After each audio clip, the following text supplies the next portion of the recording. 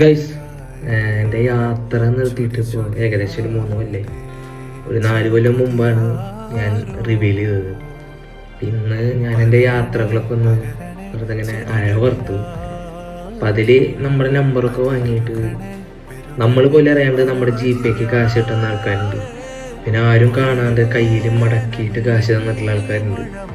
പിന്നെ ഒരു നേരത്തെ ഭക്ഷണം വാങ്ങി തന്നിട്ടുള്ള കുറേ പേരുണ്ട്. ഒരു നേരം കിടക്കാനും 2-3 ദിവസം വരെ സ്റ്റേ ചെയ്യാനും വീട്ടിലേക്ക് ക്ഷണിച്ചിട്ടുള്ള ആൾക്കാരും പിള്ളേരും അങ്ങനെ കുറേ പേരുണ്ട്.